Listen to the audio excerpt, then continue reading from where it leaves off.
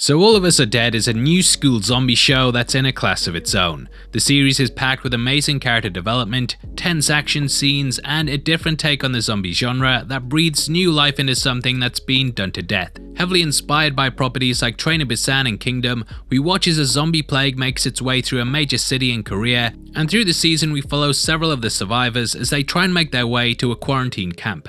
Coming in at over 12 hours long, it feels like a grueling journey to get through that could have been avoided if people just learned to stay away from little hellish hamsters. However, this series is definitely worth watching, and if you finished it, then this is the video for you.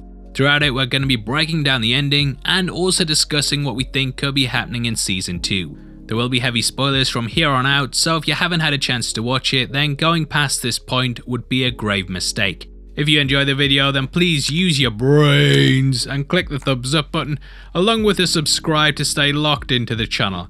With that out of the way, thank you for clicking this. Now let's get into All of Us Are Dead.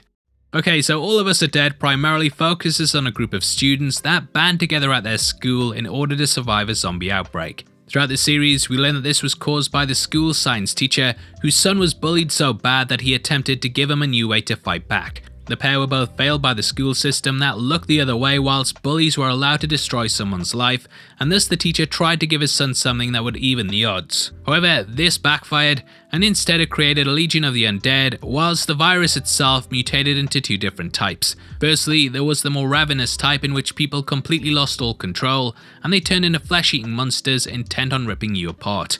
As the military and government learn more about the virus, we discover that it actually completely kills the carrier and just stimulates their body, basically making their corpse move.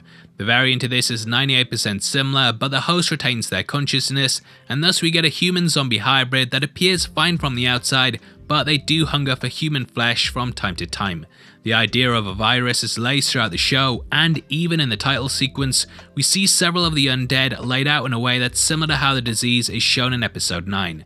Like most Korean shows, there's a lot of social commentary, and throughout the season we see vast blankets of the public believing that the outbreak is fake news. We watch quarantine zones being set up, and even get bullying metaphors laced throughout the entire thing. The latter of these comes in the form of Wujin, a guy that should have been killed for the mullet alone. In the series, he ends up becoming infected with the mutated version of the virus, and he attempts to track down his bitter school rival Chung-san and the other students that he's with. Amongst these are Soo-yuk, the leader that everyone wishes they were in school, Namra, the class president that should be president of the world, Unjo, whose dad's a firefighter desperately looking for her, and several others, most of which get picked off one by one. Guinam is basically like the nemesis from Resident Evil with a mullet, and he stalks the corridors looking for the group, desperate for revenge. No matter how many times they defeat him, he always comes back, and during the series, Namra gets infected with the same mutation that he has. This grants her increased strength and power, but like the rest of the undead, she too starts to yearn for human flesh. In the subplot, the military realize that the undead can be herded by using the frequency of 24 kHz, and thus they put together a plan to usher all of the zombies into a specific area. With drones, they'll bomb the dying hell out of them, and basically try and contain the virus as much as possible. This is inspired by the final video left by the science teacher, in which he realizes that the only way to destroy the virus is to wipe it out completely. Obviously, there wouldn't be much tension if the school wasn't one of the locations getting bombed, and thus there becomes somewhat of a race to get out of Dodge before school's out forever.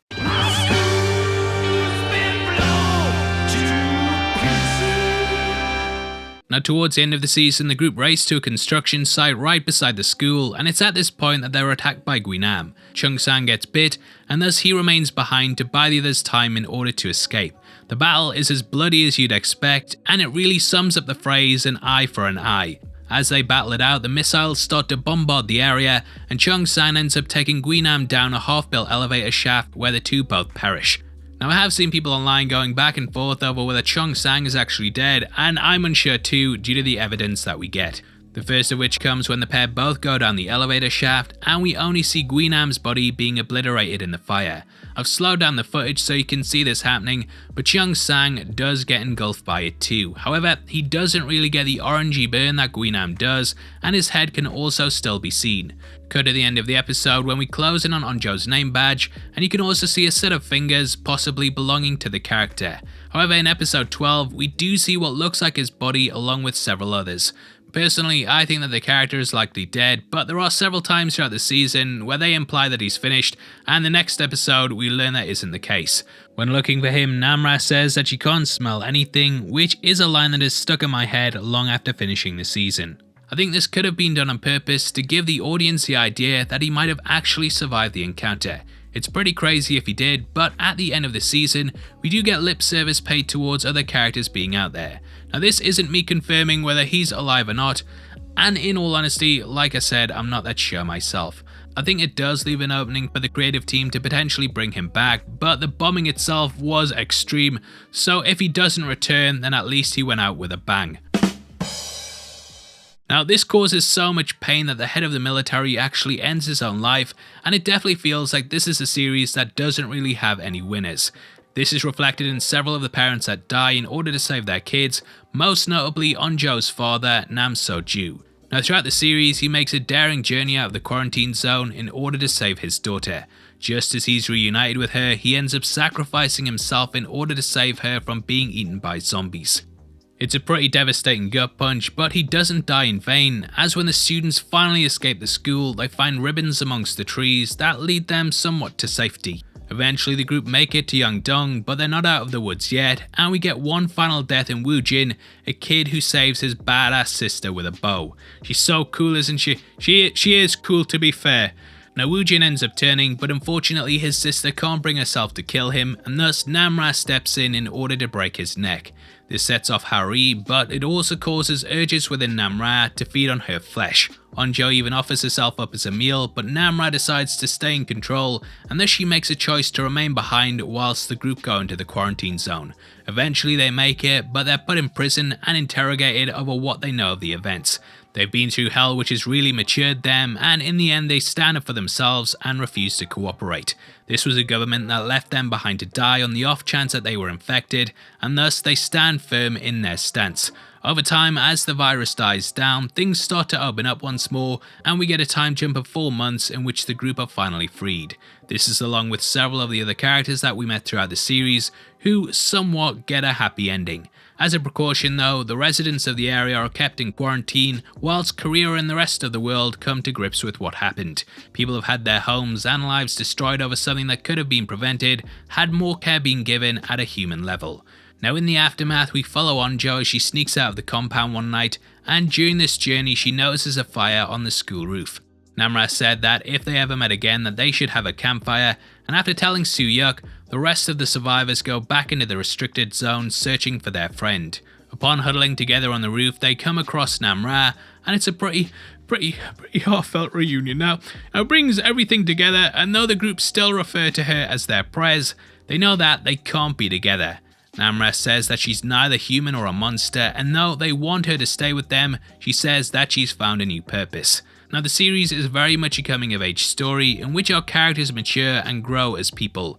Namra says that it's sort of like being between a child and an adult, which is of course reflected in the teenagers themselves. Onjo at one point even says that she'll never help adults again, and in some ways the group are something new themselves, much like the hybrids. They've seen the ugly side of society, and though they will live among it, it's unlikely that they'll ever truly feel part of it again. Namra says that she wants to help the others like her that have been forced to live in restricted zones, and she leaps off into the night sky and probably a second season. Hey, it's been trending all weekend.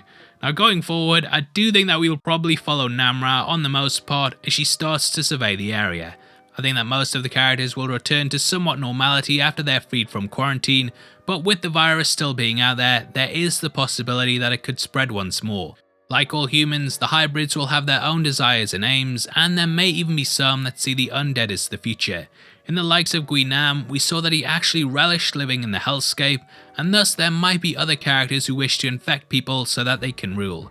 There's definitely a lot of possibilities, and who knows, the need to eat may even have proven too much for Namra. She does look somewhat healed in this final scene, and therefore it is possible that she could have eaten. Beyond this though, she might have found a way to consume normal food and be sustaining herself off this. Namra in the end very much represents what the teacher wanted his son to be, and in many ways she is now a superhero. She's very much the end goal of the virus and has likely found a way to heal without having the insatiable hunger that is a downside of being infected.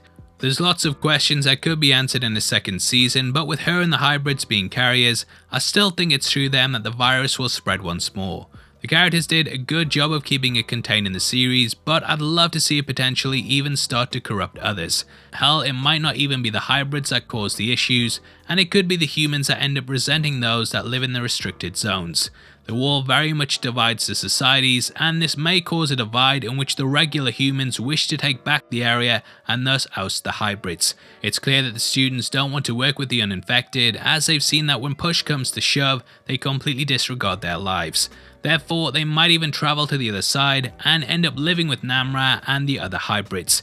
There's a lot of things that could happen going forward, and as for my thoughts on the series, though I thought it was a little long at points, I did really enjoy it.